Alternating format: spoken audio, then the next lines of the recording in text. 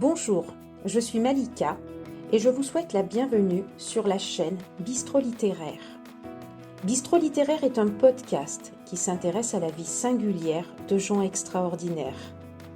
Des gens qui peuvent être auteurs de livres, bergers, hommes, femmes politiques, prêtres, professeurs, chefs d'entreprise, demandeurs d'emploi, hommes ou femmes au foyer. Mais tous ont ce point commun, celui d'être porteurs d'une histoire. Ce qui fait que ces personnes se ressemblent et se distinguent à la fois les unes des autres, c'est qu'elles sont chacune habitées par une puissance de vie, au cours de laquelle un événement particulier, marquant, original, s'est inscrit sur leur chemin de vie. Et elles ont accepté, pour vous, pour nous, de dévoiler et de partager ce passage, cet instant, cette expérience qui fait de leur vie un chemin extraordinaire. Parce qu'un proverbe africain nous dit « Un homme qui meurt, c'est une bibliothèque qui brûle », alors, au bistrot littéraire, nous avons fait le choix d'accueillir la finitude de tout un chacun. Et allons donc chercher ces bouts d'histoire extraordinaires qui se cachent dans la bibliothèque intérieure de chacun.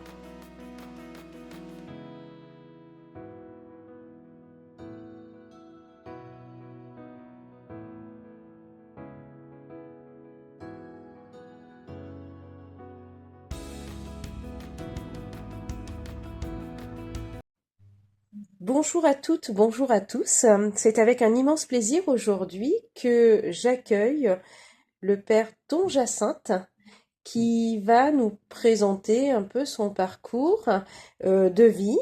Et je ne vais pas aller plus loin aujourd'hui dans la présentation. J'aimerais que vous puissiez nous dire qui vous êtes, Don Jacinthe. Bonjour, bienvenue à vous. Bonjour Malika, merci pour votre invitation. Je suis très intimidé et très honoré de pouvoir y participer aussi à cet enregistrement. Et donc présentation, que dire? Moi je suis prêtre, mais pas que. Mais je m'appelle Don Jacinthe, j'ai 33 ans. Voilà, je ne suis pas donzérois, je ne suis même pas drômois. Moi j'ai grandi en Seine-et-Marne. Depuis, j'y suis né, j'ai grandi, j'ai fait d'autres études à Paris avant d'avoir ce changement, cet appel qui a quelque peu changé ma vie. Et donc j'ai été envoyé en mission à Donzère il y a 3 ans maintenant. Donc je suis arrivé en 2021 avec deux autres prêtres, donc pour desservir la paroisse qui s'appelle officiellement Saint-Marcellin-Champagnat-en-Tricastin, c'est-à-dire, si on fait un peu de géographie, c'est tout le sud de la vallée du Rhône, entre Montélimar et le sud de la Drôme. Donc Donzère, Pierre-Latte, Saint-Paul-Trois-Châteaux, Suse-la-Rousse, Rochegude, avant d'arriver dans le Vaucluse. D'accord. Et alors, vous êtes arrivé dans la région et vous avez dit dans votre introduction que vous aviez fait d'autres études. Donc vous êtes prêtre, nous Mhm, l'avons bien compris, mhm. mais vous avez fait des études avant. Avant de rentrer au Est-ce que vous séminaire. pouvez nous parler? Alors, pour être honnête, moi, ce qui m'a interpellée chez vous, c'est votre jeunesse. Hein, j'ai vu un jeune prêtre arriver sur la commune, j'ai été interpellée en me Mhm, disant, mais si jeune, mhm, qu'est-ce qu'il s'est passé dans votre vie? Quelles études déjà, quel parcours? Et puis après, on parlera de votre parcours de vie qui mhm, vous a mené au-delà de Donzère dans cet engagement religieux. bien sûr. Donc, bon, j'ai passé mon bac, j'ai fait des études scientifiques avant de, j'ai passé mon bac en 2009, études scientifiques, prépa, donc maths sup, maths spé, avant d'intégrer une école d'ingénieur à Paris. École d'ingénieur que j'ai terminée. Donc, j'aime bien dire en plaisantant que je suis ingénieur non pratiquant. Euh, jusqu'en 2000, de 2011 à 2014. Ce qui a été, alors je dis pas que j'ai tout retenu et que tout m'a passionné, mais beaucoup de choses m'ont passionné, et en particulier d'avoir ce que disait un de mes professeurs à l'époque, c'est la synthèse de tout l'enseignement que l'on apprend en sciences depuis le lycée. Voilà, ces cours que j'avais pu avoir en école d'ingénieur, il disait, ce sera voilà, la synthèse globale de tout ce que vous aurez appris depuis le début, pour ceux qui n'iront pas plus loin. Et pour ceux qui iront plus loin, eh bien, ce sera l'ouverture vers les théories actuelles, vers la science telle qu'elle se fait actuellement. Donc je n'ai pas été plus loin. Voilà, j'ai vite compris quelles étaient mes limites dans le domaine scientifique, mais j'ai trouvé ces moments-là passionnants. J'en ai gardé une certaine passion pour l'astronomie qui m'occupe toujours actuellement. C'est l'avantage d'être dans une région où il y a beaucoup de vent, donc pas beaucoup de nuages, ce qui m'a permis également de profiter des ciels, du ciel provençal qui est quand même souvent un beau lieu d'observation. Et alors justement, après ces études scientifiques, Hmm. vous avez fait une réorientation en termes d'études. En quelque sorte, Alors, qu'est-ce qui on peut dire ça. justifie cette réorientation, d'une part, Mhm. et vers quelle Vers direction quelle vous direction? vous êtes tourné? Alors ça remonte à 2000, c'était 2012, 2013. Je sais plus exactement. Enfin, c'était en deuxième année d'école. Et il y a un événement qui m'a beaucoup marqué. À l'époque, ça avait été la démission du pape Benoît XVI. Euh, J'avais pas de lien particulier ou d'attache particulière au pape, si ce n'est que c'est le pape et comme catholique, ça reste une figure centrale de la communauté, de l'état d'esprit, de l'univers catholique. Et Vous aviez une orientation familiale, religieuse, ou à la maison on n'était pas forcément pratiquant ou pas très croyant, pourquoi une telle sensibilité Mhm. à cette démission? Alors moi j'ai grandi dans une famille catholique, j'ai été baptisé petit, j'ai été au catéchisme. J'aime bien dire que j'ai fait le cursus dans l'ordre, avec ses hauts et ses bas, bien sûr. Euh, Moi, je serais curieux de savoir si quelqu'un a un parcours de foi sans accroche. Surtout que j'étais dans une petite paroisse de campagne. Depuis que je connais, je pense que j'étais le dernier jeune à aller à la messe régulièrement. Et je crois que c'est toujours le cas 30 ans après. Voilà, donc c'est donc assez peu porté, si ce n'est que ben voilà, ça faisait partie du rythme familial, avec beaucoup pas de remise en question radicale, mais des éloignements successifs, collège, lycée, enfin l'adolescence telle qu'elle se vit avec ses grandeurs et ses combats. Et c'est vraiment en reprenant mes études, enfin, au cours de mes études, donc notamment j'avais pu participer aux Journées mondiales de la jeunesse à Madrid, donc qui était en 2010 ou 2011, donc un grand moment assez fort puisqu'on s'était retrouvé on était 1 million, 2 millions. J'étais parti avec un groupe que je connaissais depuis le lycée, avoir ce temps de prière, ce temps de célébration avec cette dimension universelle de l'Église. Enfin, ça a été vraiment des moments où, on va dire, j'ai repris pied. Enfin, j'ai vraiment repris pied et petit à petit, j'ai commencé à recevoir personnellement cette foi que j'avais reçue étant petit, mais voilà, sans forcément en prendre conscience. Donc, avant de passer mes concours, avant de rentrer en école d'ingénieur, je dirais que le cadre était posé. Le cadre était posé. Mais voilà, le fait que le pape démissionne quelque part, ça s'était jamais vu. Euh, on savait pas trop ce que c'était. Et puis, alors ça rejoint aussi un moment où personnellement, voilà, je commençais aussi à me poser pas mal de questions, sans forcément avoir de réponse, mais finalement, qu'est-ce que je vais faire de ma vie? Fin d'études, donc c'est aussi le début c'est le début du grand bain qui se profile.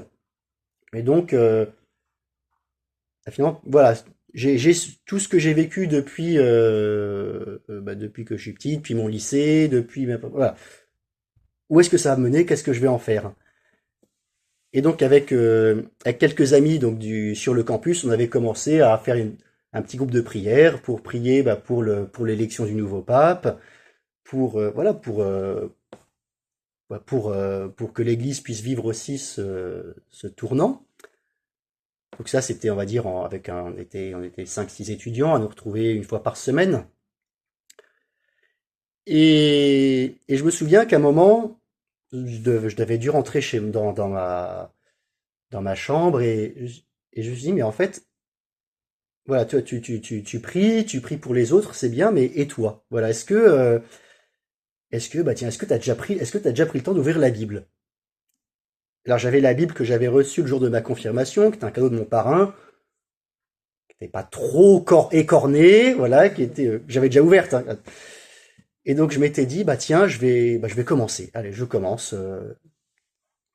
Je commence. Et puis petit à petit, en lisant ces pages, et puis en prenant le temps aussi de revenir d'aller plus régulièrement à la messe, de revivre aussi peut-être ce rapprochement avec Dieu, avec le Christ, eh bien, à un moment, je me suis dit, mais en fait, c'est comme si deux, j'avais deux chemins qui s'ouvraient devant moi.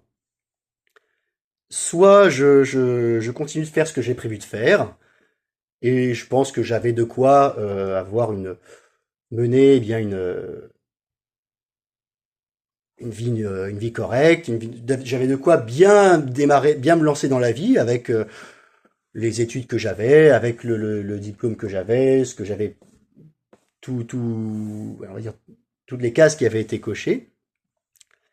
Soit j'avais un autre choix, et c'est comme s'il y avait une petite voix qui me disait, tu sais pas où ça va t'emmener, tu sais pas ce qui va se passer, mais la seule chose que je te demande, c'est de me faire confiance.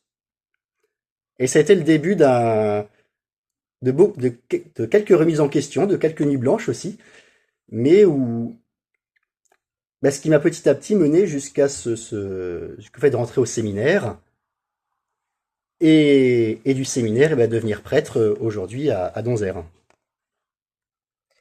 Et alors là, vous avez finalement quitté, on va dire, le chemin de la science Mhm, pour aller vers le chemin de la foi, le chemin de la spiritualité. mhm. Et là, vous avez démarré un cursus d'études dans ce domaine-là. Un nouveau cursus, même si ça faisait assez drôle, parce que la première semaine de cours au séminaire, on était donc dans des salles de classe. École d'ingénieur, le milieu étudiant, c'est des grands amphis, c'est les travaux en TD. Et donc là, retour en classe, en salle de cours au séminaire, donc la petite table, le petit tableau, et j'avais l'impression de revenir au lycée. Ça faisait un peu drôle. Mais en fait, je n'opposerais pas complètement les deux, puisque ce qui m'avait beaucoup marqué les premières années, c'est de voir qu'en fait, alors avant même la spiritualité, les premières années, on fait beaucoup de philosophie. Et finalement, le langage philosophique, je dirais, c'est une autre façon de comprendre le monde. Euh, on peut comprendre le monde par le langage scientifique, par ses équations, par l'admiration. Il y a une admiration dans le domaine scientifique. Et justement, le langage philosophique est un langage qui va avoir un autre rapport au monde, une autre façon de le comprendre, mais qui reste une façon d'exercer son intelligence.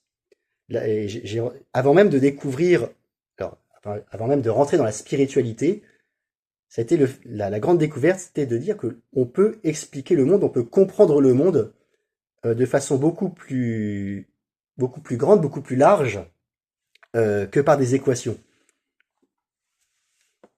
Et alors là, Mm. ce parcours d'études, Mm. finalement, il ressemble à quoi? Cette nouvelle version d'études au séminaire. Donc, vous avez quel âge quand vous intégrez le séminaire et qu'est-ce que vous allez y apprendre? La philosophie, Mm. mais aussi, j'imagine, la religion. Là, alors il faut planter le décor. Oui. Il faut planter le décor puisque donc déjà j'avais 23 ans. Alors, vous avez été dit que ça marque d'avoir un jeune prêtre qui arrive, mais 23 ans, c'est à peu près la moyenne d'âge de rentrer au séminaire. Euh, Ce qui correspond, en fait, comme beaucoup, c'est les grandes étapes de changement dans une vie, que ce soit bac plus 2, bac plus 3, bac plus 5, les grandes périodes où je veux dire, le terreau est propice aussi à avoir de nouveaux ces questions qui éclosent. Donc le séminaire, donc c'était à Évron, donc en Mayenne. Il faut imaginer donc une ancienne abbaye. Nous étions à peu près à l'époque 80 à vivre sur place, 80 séminaristes, donc de la première à la 6e année. 80 garçons, 80 jeunes C'est ça. hommes. Oui. Plus une dizaine de prêtres formateurs. Mhm. La vie du séminaire, c'est ce temps à la fois de formation, de découverte de la vie chrétienne, de la personne du Christ, de la personne de Jésus, et ultimement aussi de ce discernement. Es-tu appelé par Dieu, es-tu appelé par l'Église à servir comme prêtre, ou dois-tu retrouver ta place dans le monde? En fait, moi, j'avais très peur. En fait, faut quand même dire que j'avais surtout pas envie de rentrer au séminaire, malgré les questions qui se posaient, parce que c'est changer de logiciel pour beaucoup de choses. Et le supérieur m'avait dit, mais tu sais, un séminaire, on en rentre pour en sortir. Et que tu sortes comme prêtre au bout de 7 ans, ou que tu sortes au bout de 2, 3 ans, parce que tu te rends compte que c'est pas ta place, eh ben ce sera pas du temps perdu. Et c'est vrai que ça m'a aussi beaucoup libéré intérieurement de dire, parce que c'est vrai que j'imaginais aussi, mais si je prends cette décision, c'est bon, je signe un contrat à durée indéterminée, quoi. Et il m'a dit, non, non, non, non, au contraire, c'est ce temps qui te permet de prendre cette décision. Et donc finalement, en fait, on vous ouvre la porte, mais cette porte reste ouverte. Elle reste ouverte dans les deux sens. Et vous avez le choix de rentrer Ou et d'en sortir. d'en ressortir éventuellement si cela ne vous convient pas. Et dans ma promotion, il y en a plusieurs qui ont choisi de quitter le séminaire. Votre promotion, c'était ces 80 jeunes? Non. J'imagine qu'il y avait des niveaux différents? Non, dans ma promotion, on était 25 à être rentrés. Quand vous appelez une promotion, c'est nous rentrons tous la même année. La même année. Voilà. La même année. Et puis la deuxième chose aussi qui m'avait aussi éclairé sur ce qu'est cette question du discernement, parce que comment savoir si je suis appelé par Dieu? J'ai jamais eu de message, j'ai jamais eu de vision, j'ai jamais eu de voix intérieure qui m'a dit c'est ici, vas-y. Elle m'a dit, et c'est le discernement, c'est ce dialogue à trois qui se fait entre Dieu, bien sûr, le séminariste que j'étais, et l'Église. Et l'Église, et en particulier par les prêtres formateurs, donc ceux qui ont cette mission justement de discernement. Et ce qui fait que, parce que ce serait un peu effrayant de dire, je suis tout seul face à une question insoluble, et en fait tout ce temps du séminaire se fait aussi accompagné par ces formateurs, par les directeurs spirituels, qui sont là aussi pour y voir plus clair. Et alors après, puisque vous posiez aussi la question des cours, finalement, qu'est-ce qu'on fait pour devenir prêtre? Qu'est-ce qu'on apprend comme matière? Parce que c'est pas forcément des matières que l'on trouve au programme de terminale ou des concours à la fac. Je dirais qu'il y avait beaucoup de philosophie les premières années, à la fois de nos philosophies, métaphysique, histoire de la philosophie. La philosophie que l'on connaît, les Grecs, Platon, Socrate, toute l'histoire, déjà pour fonder les bases. Et la philosophie occidentale essentiellement, ou est-ce que vous avez accès à une philosophie autre qui peut venir par exemple de l'Asie, de l'Orient, ou c'est vraiment la philosophie occidentale qui vous est enseignée à ce moment-là?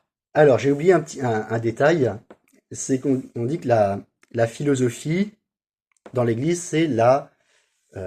ce sont des outils pour la théologie, comme les mathématiques sont des outils pour la physique. Et la théologie occidentale, catholique, qui s'est développée au long de 2000 ans, au long du Moyen-Âge, et qui continue de grandir aujourd'hui, eh bien c'est fondé sur la philosophie occidentale.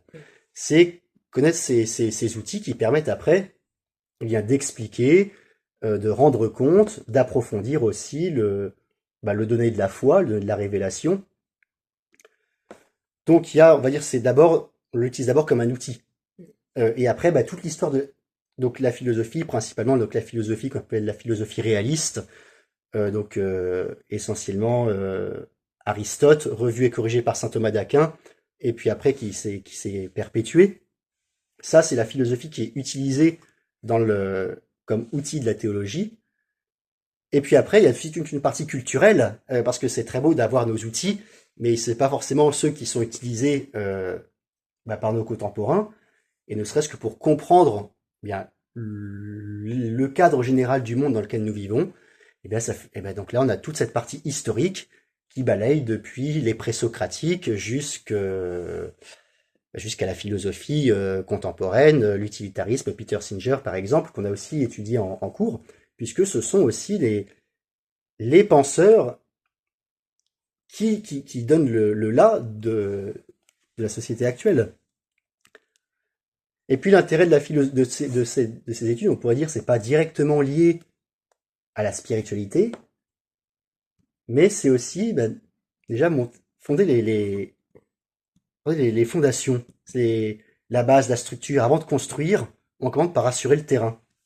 Et c'est là aussi où, je vous disais tout à l'heure, où j'ai fait cette découverte d'un langage capable d'expliquer le fonctionnement du monde, d'expliquer le monde. Ce langage philosophique qui est pas un langage absurde.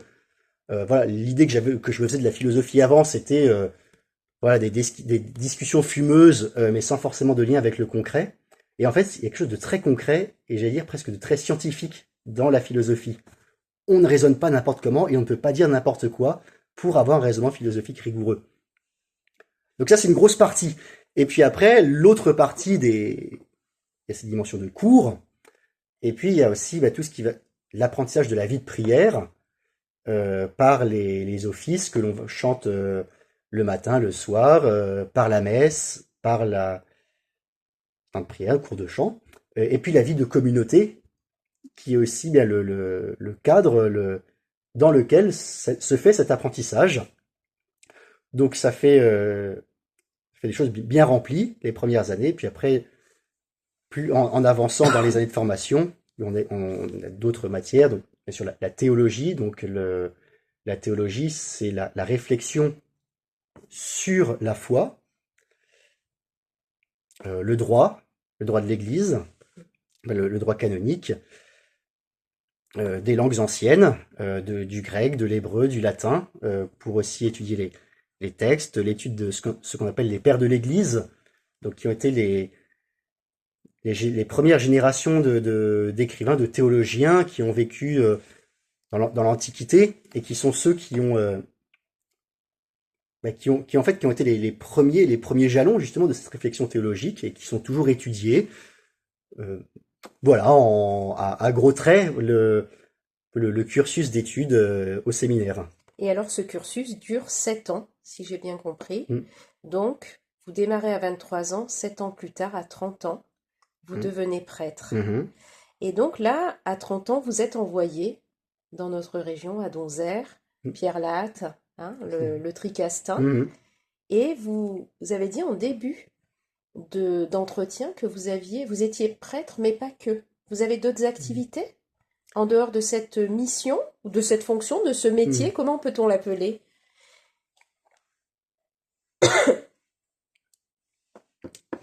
Vaste question. Puisque c'est à la fois un métier, c'est une vocation, c'est une vie, c'est beaucoup de choses à la fois. Je me suis souvent demandé à quel métier ça ressemblait, puisqu'on n'a pas d'horaire de bureau, on n'a pas c'est difficile de dire exactement ce qu'on fait dans une journée, puisqu'il peut y avoir beaucoup de choses très différentes.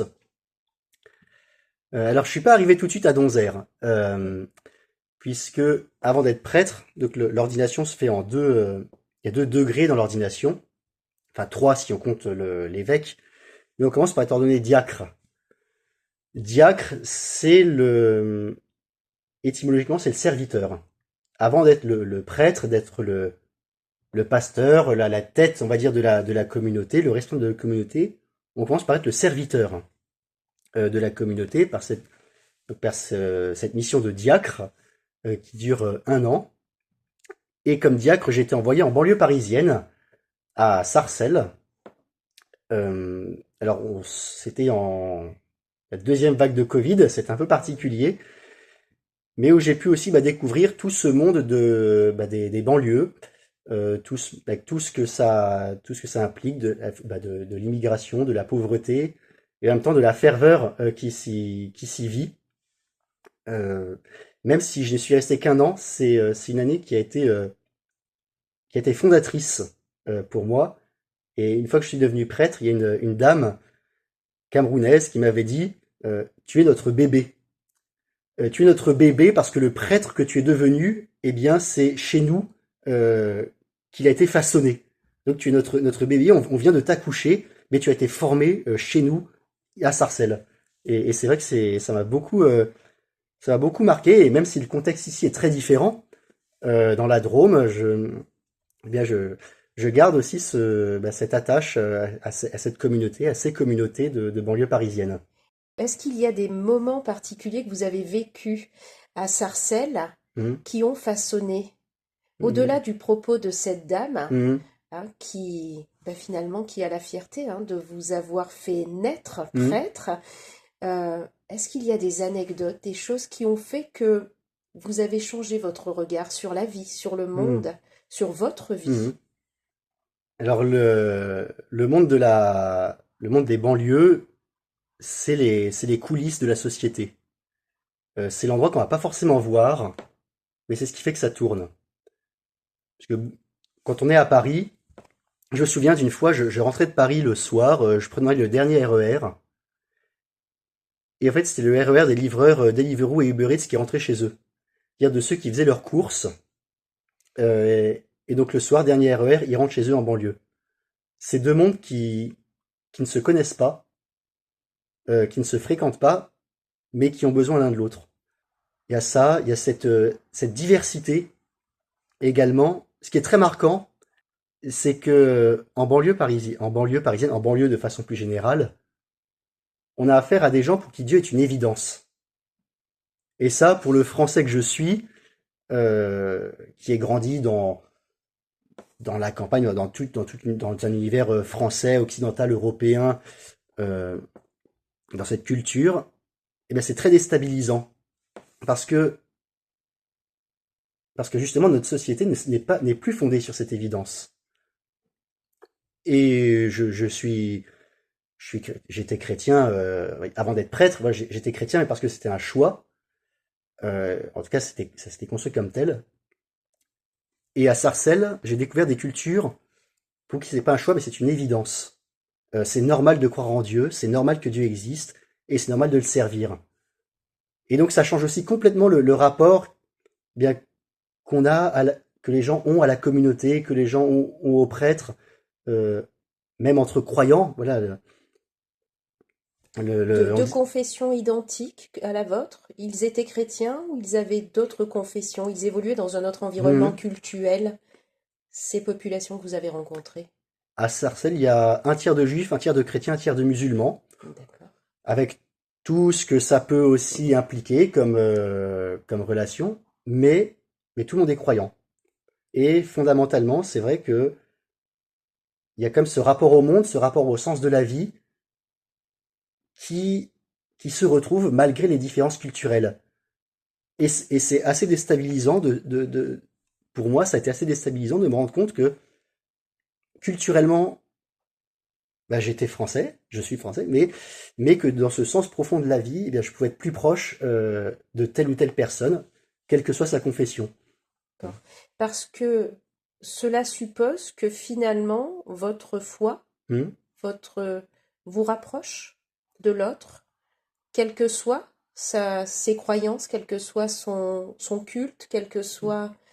Est-ce que c'est ce que ça veut dire, ce que vous nous dites, que ça vous rapproche? Pour une part, pour une part, un croyant comprend le cadre dans lequel évolue un autre croyant. Mhm. Je ne suis pas le maître du monde. Je rendrai compte de ma vie face à mon créateur. Et ça, que ce soit pour un juif, pour un chrétien ou pour un musulman, ce sont des vérités fondamentales. Mm. Et donc, partant de là, oui, je suis un croyant qui rencontre un autre croyant. Ça ne veut pas dire ce qui n'enlève rien également aux divergences qu'il peut y avoir, mais il y a ce rapport fondamental, cette posture fondamentale. Et en tout cas, pour moi, le fait de m'en rendre compte a été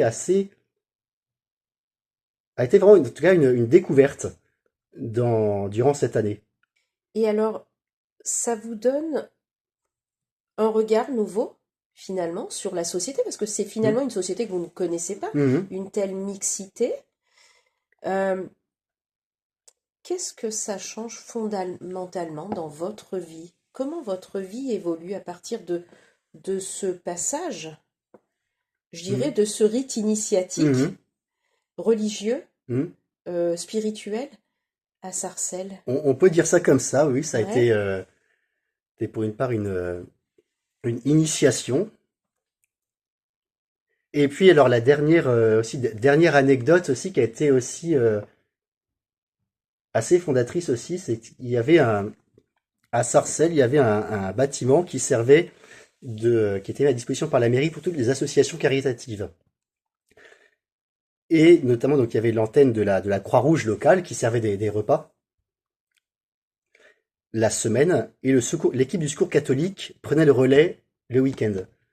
Et donc, ça m'arrivait, pas toutes les semaines, mais en tout cas assez fréquemment, d'aller servir les repas aussi, donc dans ce lieu où on accueillait tous ceux qui arrivaient, enfin certes, ceux qui ne parlaient pas français ou qui parlaient français mais qui étaient là depuis des années, qui étaient à la rue. Une grande pauvreté aussi que j'ai rencontré là.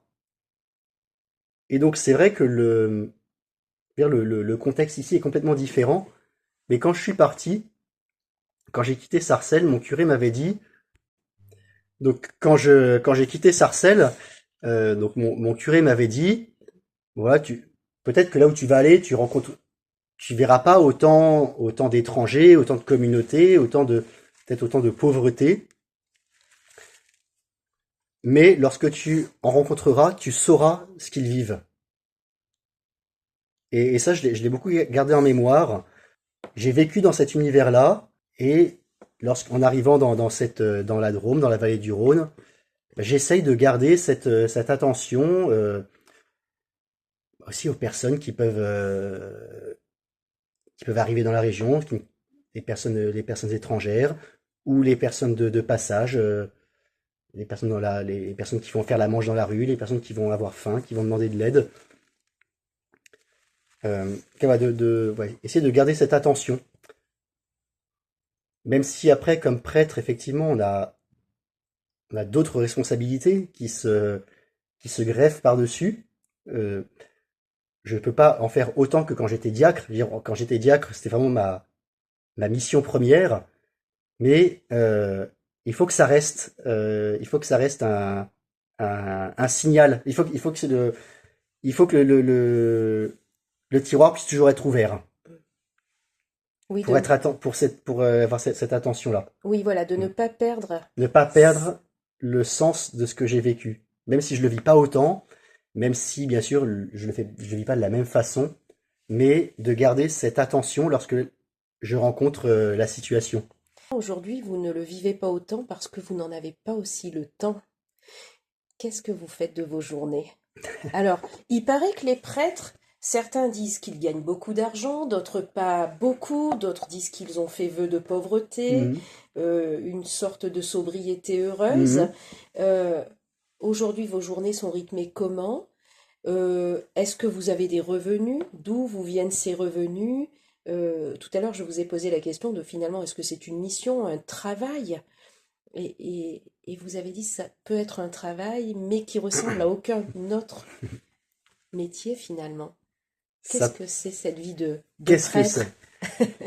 Alors, c'est un travail pour une part parce qu'il y a aussi une conscience professionnelle à avoir. Mhm. Euh, il y a un sérieux à avoir dans la façon de faire de faire le job, même si c'est pas que ça, mais euh, Au moment où vous prêchez à l'église, par la exemple? pression de la prédication, dans la façon de pouvoir recevoir les gens en entretien, de pouvoir voilà, quand je vais chez le coiffeur, je suis content d'avoir affaire à un bon coiffeur qui sache tenir son salon de coiffure. Si j'ai pas confiance, si l'aventure m'inspire pas, je rentre pas. Quelque part, être prêtre, c'est un peu la même chose. C'est-à-dire qu'il faut quand même que les gens que je vais rencontrer, puissent dire, ok, je vais voir un prêtre et on me ment pas sur la marchandise. Même si c'est assez délicat. Enfin, assez délicat. Ça va jouer sur beaucoup plus de choses que simplement le coiffeur dans son salon de coiffure. Mais finalement, que se passe-t-il dans la journée d'un prêtre de 3 prêtres, parce que comme je vous le disais au début, nous sommes une communauté de 3 prêtres. Alors on commence le matin par le chant des laudes, qui est la laude, c'est la prière du matin. À quelle heure? À 7h40, de cette prière du lever du jour, de la louange au lever du jour, qui est suivi d'un temps d'oraison, d'un temps de prière silencieuse, de méditation de la Bible pendant 1 heure, puis la messe. Tous les matins, il y a ce rythme qui est là de commencer notre vie par ce temps d'intimité, ce temps de présence avec celui qui nous a appelés, celui à qui on a donné notre vie, le Christ, Jésus. Tout comme Jésus se levait le matin, se levait la nuit pour aller prier dans la montagne, comme on le lit dans l'Évangile également. Et puis après, donc nous vers entre 9h30, 10h, voilà, la journée commence. Donc, il peut y avoir diverses choses. Ça peut être... moi, j'aime bien commencer le matin par préparer l'homélie du dimanche. La prédication du dimanche, c'est un grand moment. C'est un moment important dans une semaine. Donc, ce temps de méditation, lecture des passages de la Bible qui seront lus le dimanche.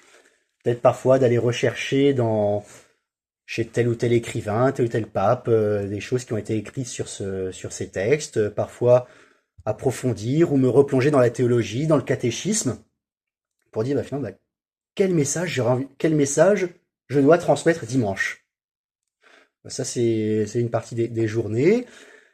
Après, on peut avoir également des rendez-vous, des entretiens, préparation de baptême, mariage, enterrement, prendre ce temps avec les familles. Et puis, alors après, ça dépend aussi des prêtres. Moi, je suis aussi en charge du groupe des collégiens, lycéens de la paroisse. Donc, c'est préparer les activités, préparer les enseignements, ou les sorties, les week-ends, voilà, sur ces diverses choses.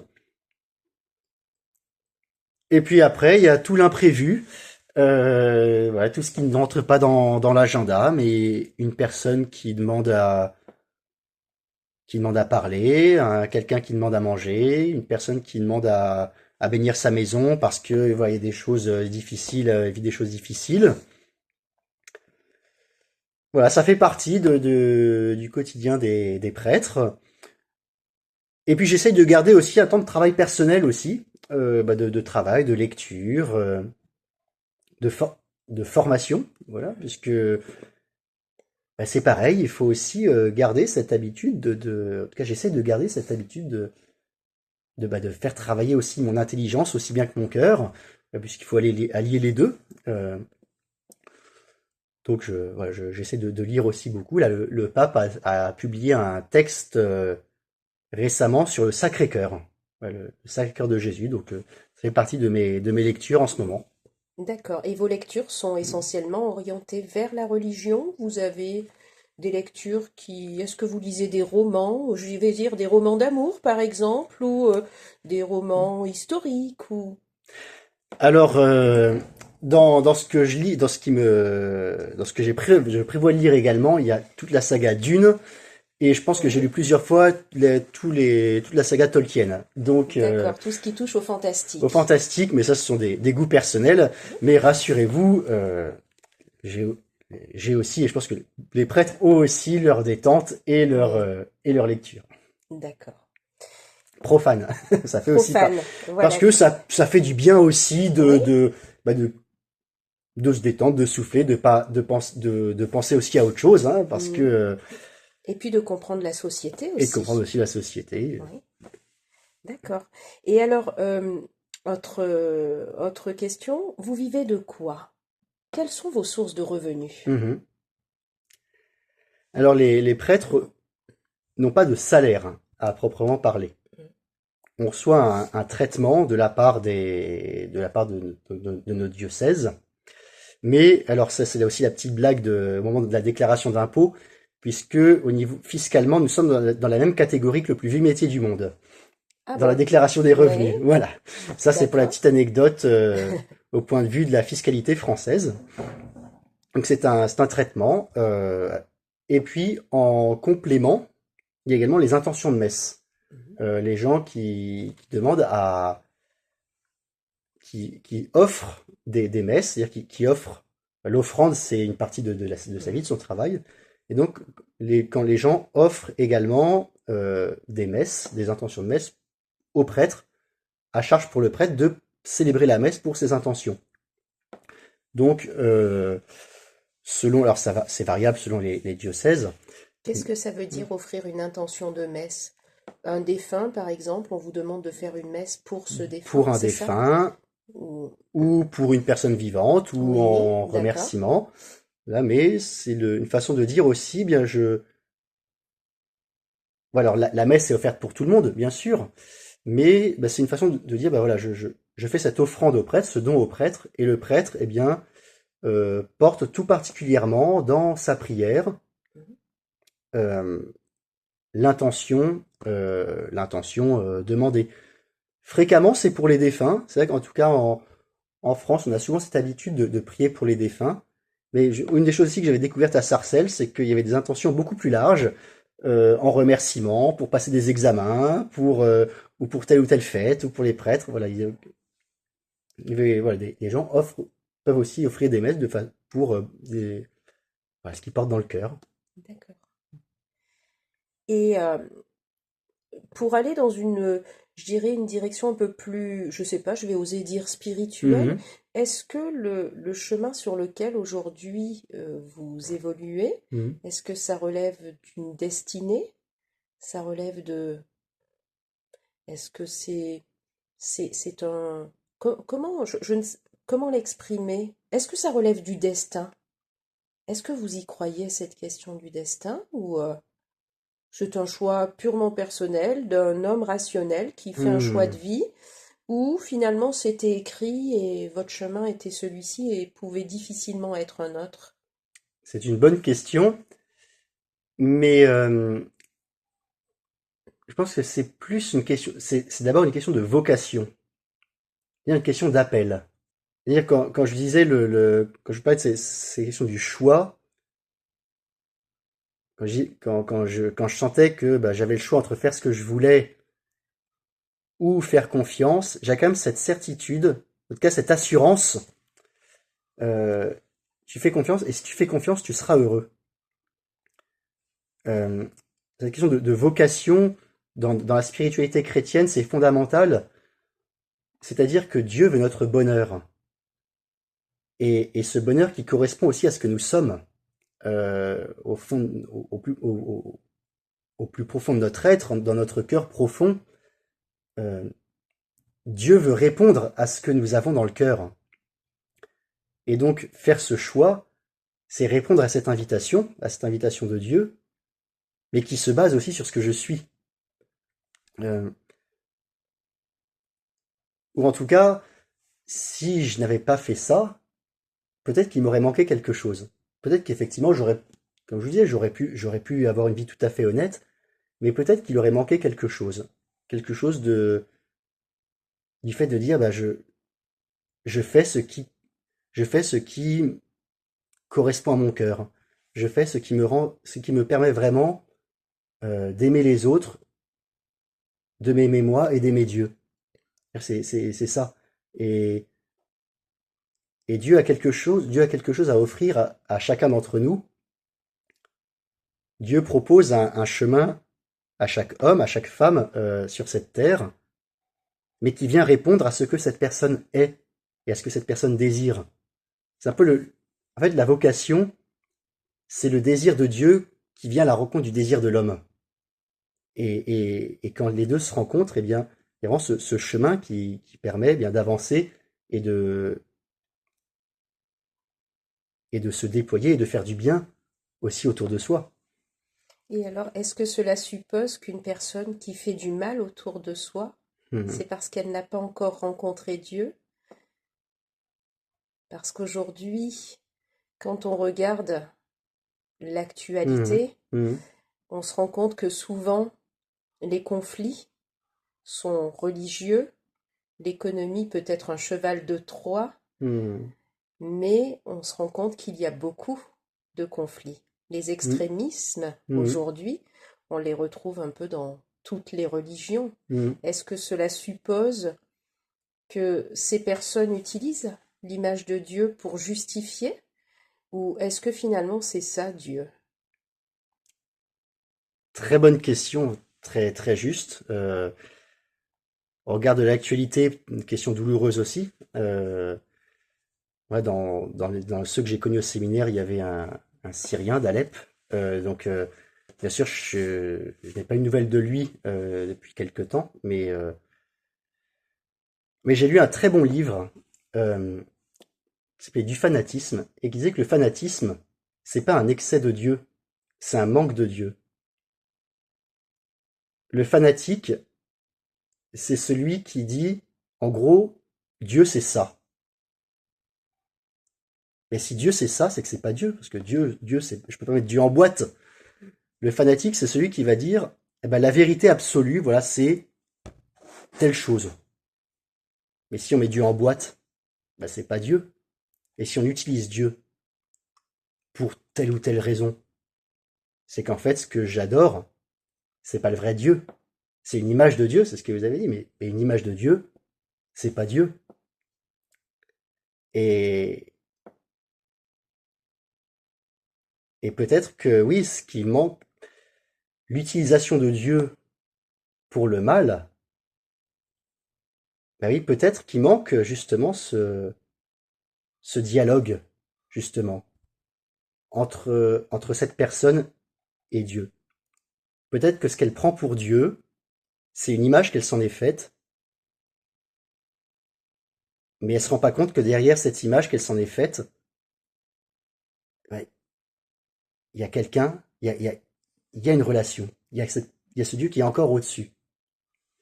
C'est pour ça que la Bible met en garde contre l'idolâtrie plusieurs reprises, pas simplement pour des statues, mais pour dire, mais attention, ne prends pas pour Dieu l'image que tu t'en fais.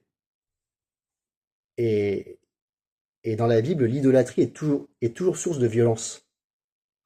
Et au contraire, quand c'est dans le dialogue avec Dieu, avec le Dieu vivant, donc celui qui est vraiment avec ce Dieu qui est relation, qui est amour, ce Dieu qui se donne, qui vient apporter la paix. Là, nous sommes le 6 décembre. Alors, je peux pas ne pas parler de Noël. Mhm. Justement, on avance vers cette fête de Noël. Et Noël, c'est justement, bah, Dieu n'est pas une idée, Dieu n'est pas un concept, Dieu n'est pas une liste de commandements ou de choses à faire ou un mode d'emploi. C'est Dieu qui se fait homme, euh, qui vient naître dans la crèche par Jésus. C'est Dieu qui vient montrer son cœur aux hommes et, et qui vient apporter la paix aux hommes par sa naissance. Dans, dans, les, dans les textes que nous lisons, il y a cette prophétie de la Bible où Dieu est appelé le prince de la paix. Le prince de la paix, celui qui apporte la paix, parce que justement, c'est une relation, c'est un cœur, il est vivant. Et donc dans cette relation, je peux rentrer dans cette paix. Et alors justement, vous passez beaucoup de temps à Mm, prier. mm. J'essaye. Est-ce que vous arrivez toujours à garder cette paix? Est-ce qu'il y a des choses qui vous tourmentent, des choses qui vous malmènent, des Mm. situations où parfois vous vous dites, bah, j'ai un doute. Je doute aujourd'hui de la présence de Dieu parce que je suis en souffrance. Est-ce qu'il vous arrive d'avoir ce genre de pensée? Alors, douter, non, mais parfois je me dis que si j'étais à sa place, je ferais les choses autrement. Oui. Et alors, vous les faites autrement? Non, douter, non, mais pourquoi? Pourquoi? Ou que fais-tu? Ça, oui, ce sont des prières qui m'arrive de dire aussi, mais ce sont des prières qu'on retrouve aussi dans la Bible. Hmm. Euh, Quand Jésus dit sur la croix, mon Dieu, pourquoi m'as-tu abandonné? Euh, il vient aussi à la rencontre de toute cette détresse de l'humanité. Mais mais il y a aussi cette espérance, le fait que le Christ est ressuscité, qu'il est vivant et qu'il continue d'intercéder pour nous, qu'il continue de prier pour nous, qui est aussi le fondement de notre espérance. Voilà, autre petite bande-annonce, mais le pape justement a demandé à ce que à Noël s'ouvre un jubilé de l'espérance, une année de pèlerinage, une année particulière sur ce thème de l'espérance. Euh, L'espérance, ça veut pas dire que demain sera mieux qu'aujourd'hui, même si c'est pas mal, hein, on peut espérer que demain soit mieux qu'aujourd'hui, mais même si c'est pas le cas, l'espérance, c'est d'abord le fait de savoir que Jésus est vivant et qu'il continue de nous porter dans son cœur, auprès de Dieu. Et alors, justement, si aujourd'hui, vous aviez un message à passer à nos auditeurs, si vous aviez Mhm. envie de leur dire quelque chose Mhm. qui les mène vers l'espérance, qu'est-ce que vous pouvez dire à nos auditeurs?